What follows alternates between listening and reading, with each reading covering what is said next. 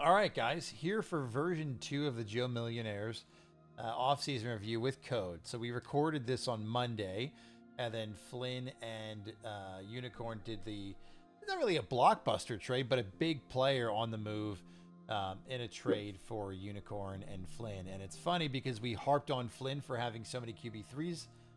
Then we harped on, I guess we didn't really harp on, but we talked about how impactful Lamar is for Unicorn's team. And that was basically what the foundation of that trade was. So here's the process to this. If you didn't listen to the first one, go listen to the other one. But we're just going to kind of break down that trade, what we think it means for both those teams. Then we're going to go to Justin's Deli, and we're going to go to Escobar's Hippos. I already kind of gave my thoughts on those, but Coda to sneak out. So I'm going to read the comments to him because he does not know still, and read the ratings to him and let him react. Then we've got some fun stuff for you here at the end that I slightly mentioned in the lead chat, but I spent too much time because my wife and kid aren't here. Let's go ahead and look at the trade itself. If I can scroll back up very quickly on Sleeper and throw it on your screen. But Lamar Jackson on the move. Pretty impactful, pretty big trade. Almost there. I know it was pinned. Why does Sleeper do this where it changes the way it looks certain times? It's right here on the side in a very, oh, you know what I bet you I can do? I bet you I can do this. Well, that way. Yeah, I mean, that could work. That's it still looks maybe. good. Still looks janky. It's definitely not optimized. No, it is not optimized, but it's what we got. So Lamar Jackson and Raheed Shaheed going from the Pandas over to Flynn. Unicorn is getting back Aaron Rodgers, Justin Fields, Jackson Smith and Jigba, Charles Tillman, and a 2026 first. Now that first does have our first condition of this year on it, where if Flynn's in the bottom 4, it turns into 27 first and second instead, and Flynn gets that first back. Will that happen? Highly unlikely.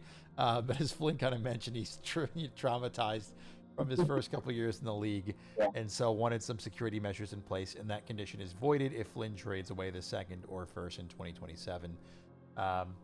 Or if both teams agree to void it, because that is a thing that both teams can say, hey, this is voided now for whatever reason, if they wanted to, and then it is void. Big boy trade. Lamar Jackson, arguably a top 3 dynasty asset, comfortably a top 5, 6 dynasty asset, and is sent away for a triage of pieces here. Justin Fields and Aaron Rodgers to replace that quarterback spot. A great young wide receiver in Jackson Smith and Jigba, still in the rookie deal in the contracted league, in our league.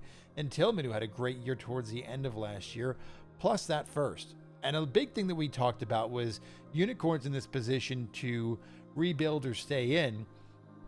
I don't think this is a step towards I'm rebuilding, right? He's not doing this thing that I've done, that Nate's done, that Vivian's done. But I think it's definitely a baby step. I think you can still compete with, and having Fields there, but it's an expiring contract. Fields is on a 2-year deal. Lamar's only on the 1-year deal. Sending Shaheed away, a lot of people interested in Shaheed, especially at his contract cost. Getting JSN back. Rodgers could be a piece. Unicorn already saying he's on the block for a team that's interested. But that 2026 first could be a big piece for a rebuild if Unicorn ends up going in that direction. On the opposite side, we kind of make fun of Flynn so much on all those quarterbacks that he has as a solid, do not ever bench them QB1, and now gets to play merry-go-round at QB2. But it's so much more flexible for Flynn now. Quarterbacks in Superflex are such a value, and now Flynn's in this position where he could probably sell his quarterback 4 and get a very valuable piece back. If you think about trades where you're sending a starting quarterback away and not getting one back, the player that you're not getting back tends to be very good. You're not sending away, nobody's sending away Bryce Young for Rashid Shaheed, and I'm probably just using that because he's right there, right? You're getting probably not like an AJ Brown level player, but you're getting a good player with a lot of upside back for a low end quarterback. And I wonder if this is not the if this is not the last move that Flynn's made. I know I just hijacked the entire narrative here, but what are your thoughts when you first saw this come through a couple hours ago? I mean, I'm stoked for Flynn to gain Lamar Jackson because that's like you said, set and forget Yeah. QB1. But I don't. I don't know. I think the entire league saw the trade was like, oh shit, a trade happened, and then everyone's like reacting to it, and it's like, wait a minute, this is actually like a very good trade. Like Yeah. a lot of like fire emojis or reactions, a lot of talk about the condition that they added in there just to give Flynn a bit of protection on the back end. Because what if Lamar like tweaks his ankle? You know what I mean? So he's got a little bit of backup there. Because we talk about Lamar a lot, but like Flynn gave up like 5 assets. And I would actually count all 5 as assets. I know Rodgers is like 1 year left, and he does have a pretty high contract cost. But still startable QB in Superflex. I mean, obviously Lamar Jackson is way more consistent than Fields will be, but no one's going to be shocked if Fields puts up a 40 fantasy point week because he runs in for 2 TDs and over 100 yards. So. And depending on how dysfunctional that Jets offense could be, maybe the dysfunction is good because he gets through his first read and he's like, oh, okay, I got to run. Then Fields ends up with a lot of points for fantasy. And then, like JSN and shout out Peanut Tillman, but it's actually Cedric Tillman for the Browns. You said Charles Tillman. Did I say Charles Tillman? So, shout out Peanut Tillman. Great corner. Great at forcing fumbles. But Tillman, I don't know, was Judy injured? I don't know if he was, but like when Jameis was playing with the Browns that few games stretch, like Tillman was like popping off. Yep. Like going crazy. And like he's only like $11. So you got, 2 young receiver assets, a quarterback that is, inconsistent but can run the ball, and then you got your steady 15-point getter in Rodgers. So I mean, I think that Pandas did very well trading away Jackson because I feel like in this league it's even harder to trade away the studs. You know what I mean? Because sure you have the contract cost, but at the end of the day, points are what win you games. So it's like, and the thing is, I know people are going to probably be like, oh well, I might give you like 2 firsts for this guy that's on this tough contract. It's like, well, those firsts could end up being absolutely nothing. They could hit like Jaden Daniels, but they could also end up being absolutely nothing. So it's like, well, they could end up being 110, 111, where the hit is, I can put him in my flex spot. Like that sometimes isn't a win depending on your situation. So I mean, but with this move, Pandas does kind of gets out from under the Lamar contract. I mean, I know he signed into a prove it deal, so he's stuck at like the 168 cost. Yep. Next offseason, Flynn has the option to franchise tag him if he wanted to, or re-sign him for a respectable 202 price. Yeah, so which is not bad for a top. Not at all for what Lamar does. I think they're even talking about contract extension for him too in Baltimore. So I mean, I don't know. Nobody sees Lamar retiring anytime soon. Yeah. So again, I think that was just a great trade for both teams. Very surprising. Kind of surprising, I guess. Maybe not very. I know Unicorn has been like teetering, like you said, but I don't think he's like throwing in the cards because this is a move that still just gives him that little extra depth. I think that he might have been missing. Yeah, I really like how he did it, right? Because you have a couple opportunities to win. Like you get off Lamar for Fields and Jackson Smith and Jigba and a first is kind of how the trade breaks down. If you kind of say Shaheed and Tillman are very similar. Lamar for Fields, JSN, and a first. That's a very fair offer. It doesn't take the contract pieces into account. But Rodgers is in there for the contract side because Rodgers is like 120.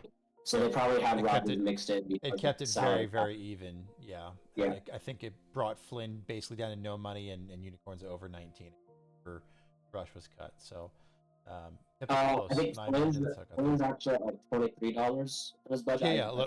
He's a little over $20, I think. And then Unicorn is -19, which can get resolved. So Unicorn, he's got a couple days. 6 days. keep harping on him.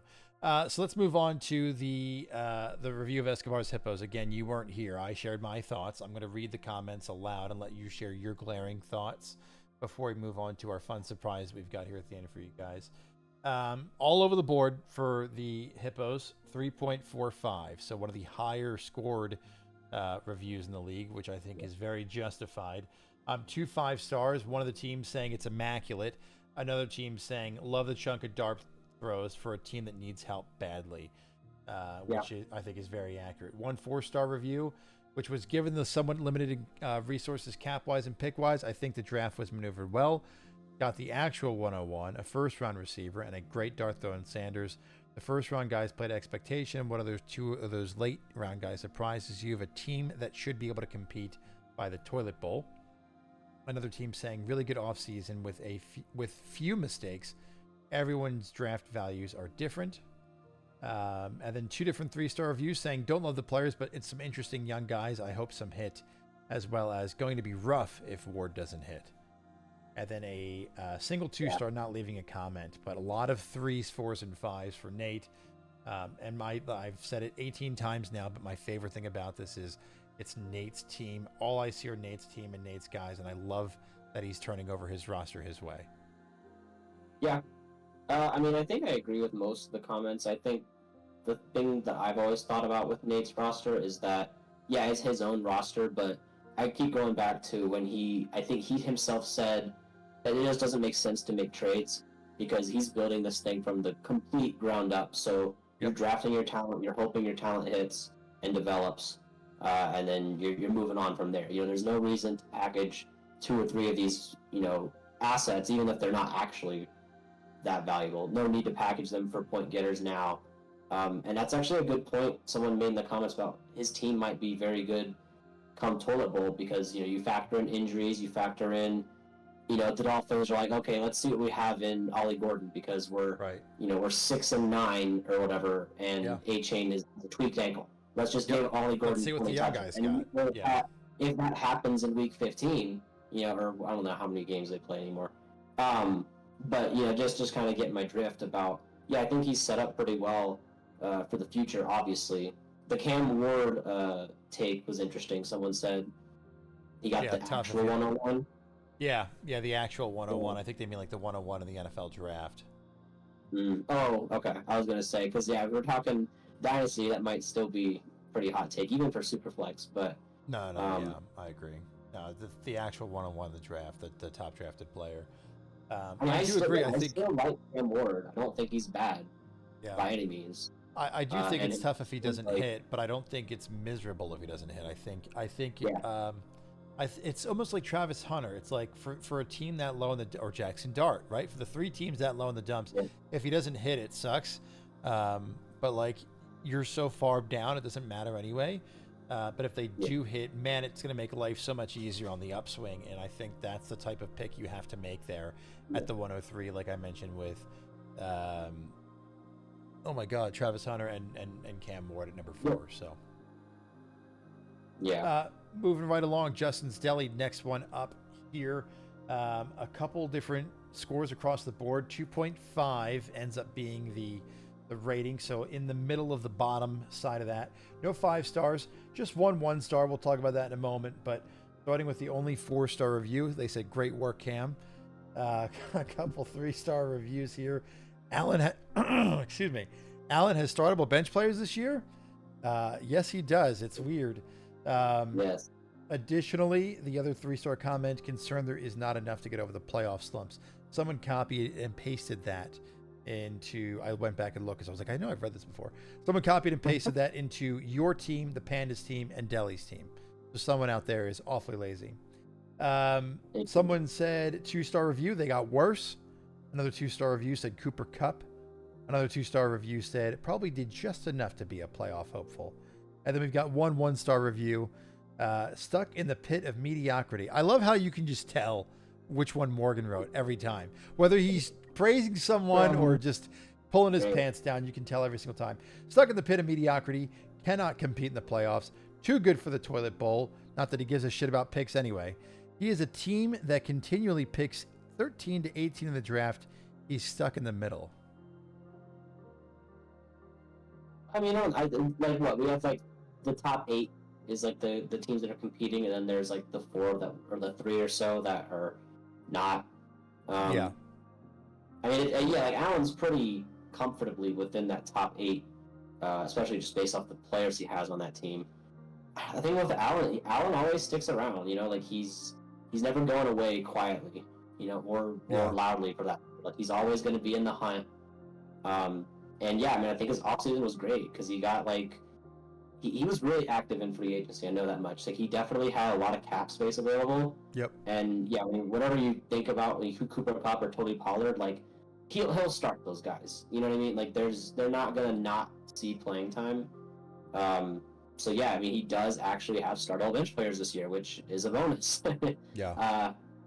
It's funny looking at it all now, you know, in their new division, because Allen, you know, the past 3 years since this league's began, he's always kind of been the first year wasn't very competitive, I don't think. No, But he was toilet bowl. Years 2 and 3, he was the front runner in Jamarcus Russell division, and now it's not like his team got worse. You know, I mean, they did add talent in free agency, going to this division now, where he probably expected to be the front runner, and then seeing what happened to I don't know if he saw what happened today. He might not have with the Lamar trade. He might come back and be like, "What the fuck?" Yeah. But either way, it all stays in his division, so we'll see. I was texting him a little bit the other day.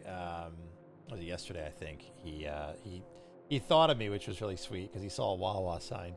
But then we were sending pictures back and forth of our kids on summer vacation. It's fun. I hope he has a happy birthday tomorrow. Yeah. Alan's birthday tomorrow. Shout out Alan. Everybody add him in the lead chat. He'll see it in a few months. Let's talk about the surprise. So it's really not that crazy, but I thought it was fun. So I spent 3 hours today just updating the website and updating a lot of the different things. And I wanted to... I mentioned that in the league chat, and I know that we kind of look at the website sometimes, but not all of us look at the website, Rick. But I wanted to blow up some of these things and talk about them live here with you guys. Code has no idea what we're going to be showing either, which makes this even more fun for me. But let me pull it up on the screen and a lot of different things. Let's take a look at the updated record book in pretty picture form. So 2 updates to the record book. Lamar Jackson breaking the league record for most amount of points by a player in the season at 515. He was with Unicorn Bolt, and then he just got traded away. But Lamar Jackson updated. That was a nasty year. Nasty year. For Lamar's. I mean, yeah, you think about like Josh Allen's points. Like Lamar's like putting up like 50 fantasy points more than some of Allen's best seasons. Yep. Yeah. And all of these guys, like all the guys at the top for fantasy, have the capacity to do that. You know, like all it takes is like throwing 5 TDs a couple times. Yep. Yeah, right. So otherwise, other slight updates. Brownout takes the most points in a season, takes the record from the implications by about 20 points in this last season. Very slim there when you extrapolate it over a 17-game season. Additionally, Brownout still holds on to the points per game lead at 161.9 on average. It was 160, and then it just got updated. Lifetime points, Brownout still in the lead with 7,771.4 points over the last 3 seasons. Dying a slow death. Looking at our updated wins, this did not change very much in terms of the record for the most wins in a division in a season. Still the implications last year, where we had the one good year and then fell off the map. Lifetime, the Kungsu Pandas are in first place with 15 wins within their division. In a season still held by Rutro Raggy back in our inaugural year at 13. By the way, Vivian, that's your team, and look what it turned into. Lifetime, the inaugurals hold the win at 32. He had the Kelsey Mahomes stack in 2022. That's why he was so good. Yeah. Well, also, he played the Jay Russell division, which had Morgan and Allen's teams that did not have that great of roster at the time, because Allen was playing for year 2. Allen went into startup, I think, building for year 2. And then I know Morgan's team was the orphan. Juicebox. Morgan was auto drafted. Yeah. That record should absolutely get destroyed at some point. Yeah. He also had the asterisk next to him. Dan was also not there half of the time. But you're not giving him enough credit. You do have to remember he is a wizard. Lifetime wins goes to the inaugurals by 1. Brownout, Kungsu Pandas, and Ticket to Ride all at 31 wins. But the inaugurals still hold the edge at 32. to hang on to the Yep. lifetime wins in the league. It's those two. It's those two championships. Yep. You just mentioned it a little bit, but here's our record points per week by each position and season by each position. Whoops, I need to update the quarterback one for Mahomes. I did it on the one section, didn't do it in the other section. So that Mahomes-Kelsey stack on the board. Mahomes is now off it, but Kelsey 334. Brock Bowers, by the way, everybody excited about his rookie year at 260-something points. Kelsey at 334 that year. Absolutely insane. Jamar Chase takes over the top leaderboard spot for the wide receiver for Cam Hun. CMC still at 412.3, beats out the top running back from this last year. Hold on to that spot. And there's your points for tight end in a week still. No change there. It's been a while for that running back and that tight end with Mixon and Hawkinson. Josh Allen, the number one point scored for you this last season in week 14. And Hawkinson, again, a long time ago. My favorite section. Go ahead before I continue. I'm literally like shook. Like, how is Hawkinson still there?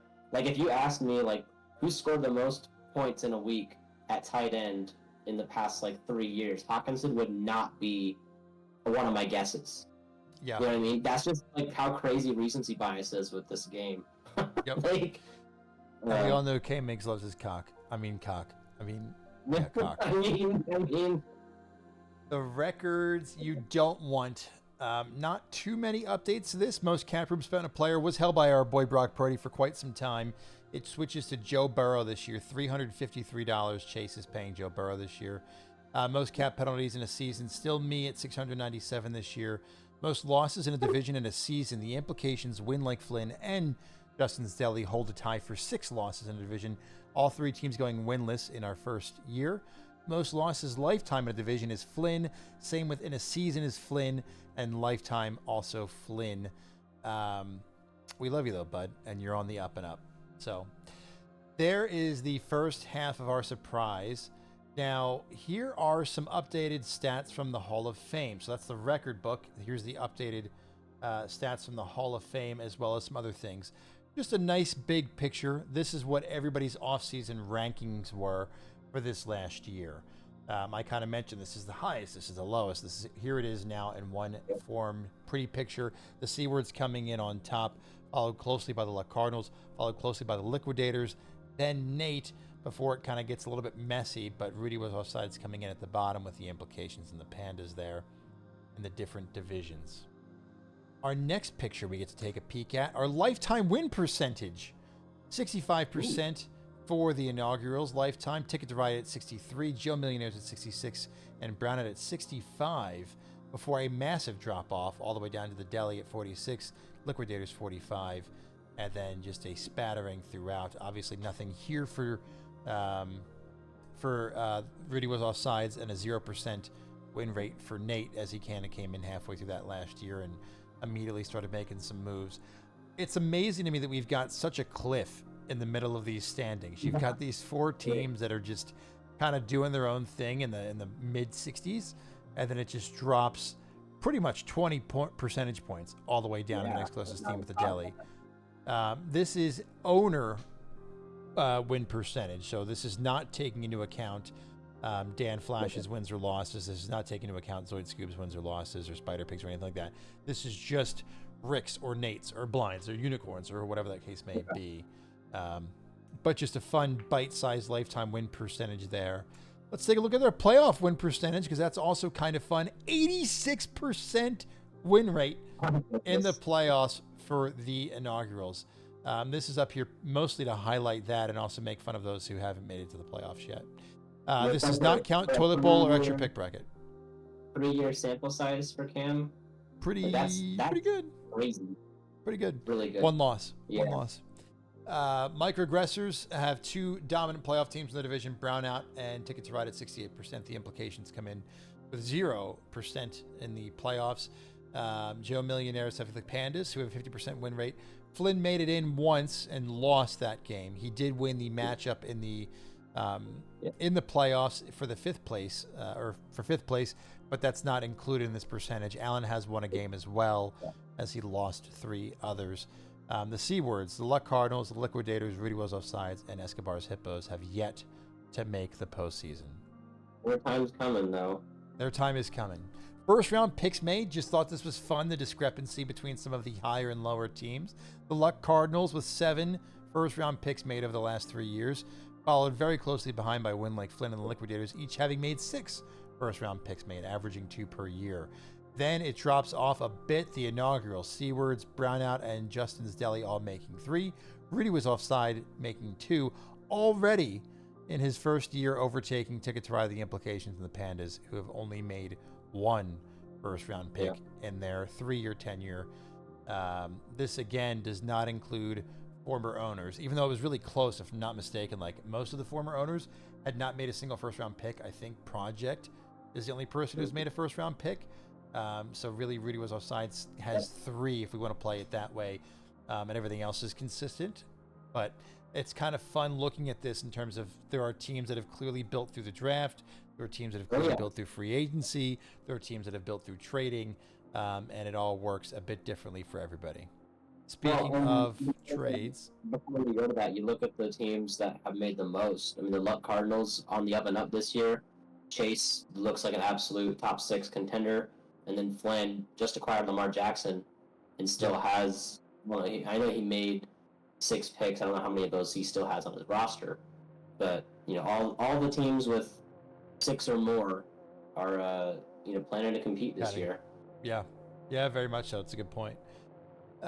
Moving on to trades made lifetime in the league. The Implications leading the way at 84. I don't think it's a good thing, though, I've learned. The Inaugurals coming in close behind at 68 before we drop off about 20 to the Kung Fu Pandas and Luck Cardinals, both at 48. Chase coming in at 44. Brown at 41. Ticket to Ride also at 44. Flynn 35. Seawards 33. Allen at 24. Escobar's Hippos at 13. And 2 for Rudy Was Offsides. This does include the Lamar trade from today as well. Okay. So I think it's interesting that Allen's got like some of the lowest like actual trades made total, and yet still every year he still seems to find himself in the hunt. He's able just to make it work. I mean, it's kind of surprising how last year he didn't have anybody to pick up from waivers because he had no cap, and he had nobody on his bench because he was so shallow, and yet he still like finished 4th. Still pushed for it. So for a team that doesn't trade very much, either his evaluations on players are sound or he just gets lucky. Yeah, trust the process too. Just picking his guys and going with it, and doesn't need the fluff. So it's worked for him in a sense. Studs and duds. Yeah, studs and duds. All right, the last fun surprise I have here for you guys is from digging through the individual team's lifetime win and losses. So not overall, just looking specifically at the Implications, looking specifically at Justin Silly, looking specifically at the Liquidators. And it's your most surprising fun fact from that team. So if you're expecting the team to not be good, all of a sudden, look at this incredible statistic they have. If this team is good, wow, look at this. Interesting. They haven't done this yet. That's concerning. And we're going to go one by one, starting with the Real Men of Genius division and the Inaugurals. Despite having a 20% better win percentage, the Inaugurals are only 2-2 all-time versus Justin's Deli. That's Cam keeping his teams even, I think.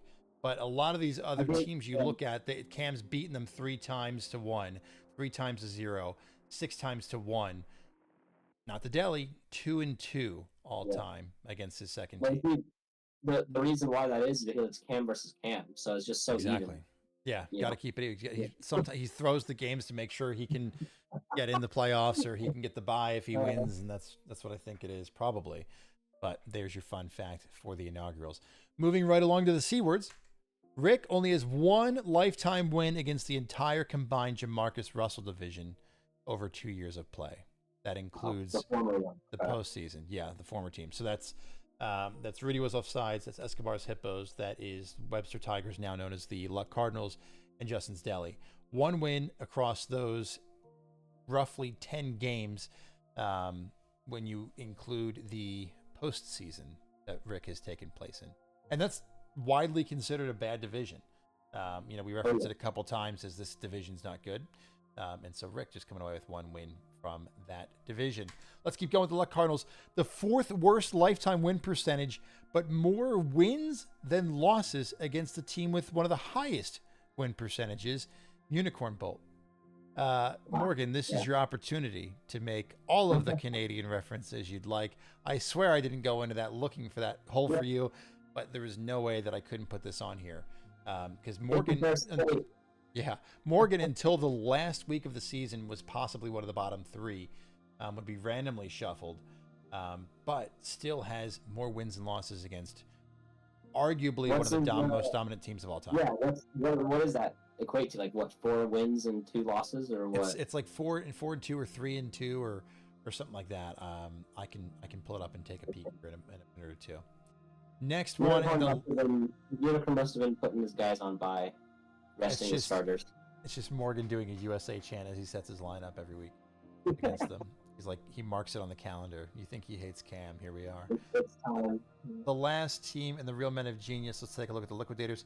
Chase has never lost to Rick in the regular season, a division rival, but he has lost to him in the toilet bowl. He's 4-1 against Rick, but that one loss granted Rick the 101. Interesting. Yeah. So he could have had 101. Could have had 101, but lost to Rick. So, not the most astounding one, but with two teams that have been struggling, and chasing the up and up last year to still lose to him twice in the regular season. Interesting. Yeah. Let's take a look at the next one. I just realized I never updated the title. Oh no, I did. Yes, I did. Let's take a look at Brownout as we move on to the next division to explore. K-Makes has not lost a game against 6 of the 11 other owners in the league. More than half of the league has yet to beat Brownout. Now, that does take into account Vic and Nate, who are newer to the league. Nate, who's clearly tanking, but there's still 4 other teams that have not beaten Brownout ever, including some that have been here since day one. And you know what? If you want to know who it is, you can look at the fucking record book yourself. I'm not going to tell you. That is insane, I think. Absolutely insane. That is dominance. That is truly dominance. Dying a slow death. A new meme has been born. Let's take a look at the next one in the division. The Implications, the only team to have double-digit losses to double-digit wins, and then back to double-digit losses in a 3-year span. Definitely, that ship was going one way, and then it just immediately veered in total opposite direction. Yeah. I learned, don't do that. Next team, the Rudy was offsides. Hey, man, yeah, we're just happy you're here. We don't really have a fun fact for you yet, but I am sure that you're going to make a lot of fun facts for us throughout this season. Hey, fun fact. This guy took the first ever wide receiver DB designated player for fantasy, unless they were doing fantasy when Deion Sanders was around. That is true. Over to Ticket to Ride for your fun fact. You're going to love this one. Ticket to Ride has never defeated the Team 3. Zoinks, Project, and now Vic has never once defeated that team in 3 years. I'm honestly not surprised, because Zoinks always had my freaking number. In like Zoinks, but then Project last year. Project went on a tear. His roster went on a tear late in the year. Yep. I think I was dealing with injury or something. But wow, it's kind of surprising. I dealt with injuries last year too, bro. But that was a surprising one for me. I know that Zoinks was really good that first year, but your team has been a top contender consistently, and I was like, wow, that's interesting. Our last division. Let's start it off with the Kung Su Pandas. They have a great win percentage over top teams, and an even or below win percentage when they're playing against bottom teams. I can't remember specifically. Against Brownout, the inaugurals, like, they're great. Against Ticket to Ride, they're great. The Implications, when they had a great year, they're great. More losses than wins against Morgan. More losses than wins against, I think it was like Rick, something like that. Yeah. And so it's just kind of fun or funny or interesting that when it comes to dominant teams, the Pandas take care of them no problem. When it comes to teams that are struggling, completely the opposite case. Yeah, I think that'll happen when you're in the DoD for as long as he was. Yeah, amen to that.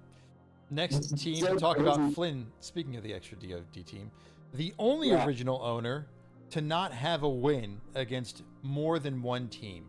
Flynn has not beaten Ticket to Ride or Brownout. Every other owner that is here, except for the new guys, has beaten every single team except maybe one. I forget. I haven't beaten Unicorn. You haven't beaten that third team, right? But Flynn is the only person that's been here since day one that has still not won against two different teams. Again, Ticket to Ride and Brownout. Those are the two teams that you're like, okay, well, yeah, it's fine. It's those two, right? But hasn't eked one out yet. I kind of expect this one to change this year. Not throwing shade at you or Brownout, just I think Flynn on the up and up. That's still interesting because he was in the same division with Brownout for 3 years and went 0 and. How many games is that? Yep. You play 4 games per division, right? You played 2 games. You play each owner twice, yeah. So he went 0 and 6. So yeah, 0 and 6. Yep. Yikes. 0 and 6 played tough. You 3 times as well. I don't think he met you in the playoffs this year. Did he meet you in the playoffs this year or last year? Must have been. No, I think he was against Brownout, right? No, he was against Brownout or the inaugurals. He played against Unicorn, I thought. Unicorn or Brownout. And he, I think it was the Brock Bowers drama, where it was that last. That was Allen. Yeah, that was Allen. So we didn't play him again in the playoffs, but still doesn't pick up a win against either of those teams. Keeping it going to Escobar's Hippos, the only team to have a perfect winless season, has lost 11 games in a row since he joined. I didn't know what else to put here, Nate. I'm sorry. But Nate came in and immediately, not gutted his team, but immediately started sending out, offloading, and getting to the point that he's at today, and lost 11 games in a row. And then our last one, talking about Justin's Deli, the only team to have an even or better winning percentage versus the 3 teams in the Division of Death, but wasn't in it. So against every other team, we talk about the Division of Death and how scary they are. He's gone 50-50 or beaten, has a better record against 3 of the Division of Death teams. No other team in the league can claim that was not already in the Division of Death. Does that make sense? That's a chunky one. Yep. Yeah. So there are your fun facts. Thought that was a lot of fun to look at and find and put together. And I hope you guys enjoyed exploring that as well. The last thing that I've really got for you is up now on the website. There is a form that for you guys to fill out in typical me fashion. We're doing individual interviews next. We're just going to spend different amounts of time with each team and just kind of talk about all the things going on in terms of how you're feeling about your team going in the season, all that good stuff. And that'll kind of be the last big chunky thing that we do before football really starts back up again. Don't know when we're going to do it, probably over the next couple weeks here. I mentioned before I want to try to do them all in one big go if possible. But if you look at the website, and you're on the website, it's now right here up at the top. Also updated the tabs and made it a little prettier than it was before. Just click on this link right here. It's as pretty as it can be. I'm asking you to rank the different divisions. Who you think is going to come in first through fourth in each of the 3 divisions. Then asking who you think is a lock to make the playoffs. You're 100% sure they're going to make it in. You don't have to pick 6 teams here. You can pick 1, you can pick 2, you can pick 4. But who you're like, this team is making it in. Additionally, which team is a lock to be at the bottom? Again, same thing. You have to pick at least 1, but you could pick 2. You could pick 3, 4 at the most, but who you think is going to be a lock? And then the very, very bottom section, who's your way too early finals matchup prediction with all the teams right there? Then submit. That will be the big chunky topic of conversation in our interviews when we talk. It'll be revealing your ranking of the division, revealing how many votes you got to be in the toilet bowl, how many votes you got to be in the playoffs, if you got any votes to be in the finals, and then just talking about your team, your construction. You leak all your secret strategies to me and the entire league, and then we exploit it against you, and then we turn you into my win percentage and all that good stuff. But that'll be coming up here in a few weeks. Is the game plan? Any final thoughts from you as we put a bow on this bad boy? Good trade today, Flynn and Unicorn, and I like the conversation in the chat. We've got like talking about books and talking about just the world, talking about anything. Like I feel like we can talk about anything in this chat. Yeah, pretty much. Yeah, you know, knowledge. Yeah. Whatever goes. Alan, happy birthday. I don't think you watch these, but happy birthday tomorrow. Meigs' birthday's on. Is it Friday? 28th. It's 28th. Saturday. Yeah. Meigs' birthday on Saturday, so make sure that we harass them. Somehow I'm still going to forget tomorrow, but somebody else said that was a tradition at this point in time. So we'll see. Hope you guys have a great rest of your day. Thanks for watching. Thank you for listening to, I think, a combined 3 hours-ish of us It's been a talking. lot. Yeah, we got a lot done. I'm surprised you and I had the time for all this. Yeah. But we got it AC all not done. working to the benefit of us. What is it that people say that like do this for a living at the very end of their videos, other than like and subscribe? They're like, I appreciate that I get to do this every day, to have this job. It's a blessing, right? That's what we should say. It's not about the support. Yeah, I know. Appreciate all the support and the ability to do this the day in and day out. If it weren't for you subscribing to my Patreon, I wouldn't be able to feed my kid. We need to start a Patreon for this kind of stuff. That would be funny though. God, Morgan, we would make enough to pay our mortgage from just Morgan alone. And Vic has been on the desk for stuff 99 cents a video, members only. Jeez. It would be fun. We will never pay for anything other than things that we want. I want to do T-shirts. I really want to make T-shirts. Yeah, that'd be cool. If we ever did like a live rookie draft where we all had T-shirts of our logos, you know? One day, man. One day. I wanted to do this last year, but kids are expensive. I knew that. Correct. But they are This is expensive. correct. Yeah. That's correct. All right, let's wrap this thing for real. Speaking of the opposite of kids, and you guys have a great rest of your day. Thanks for tuning in.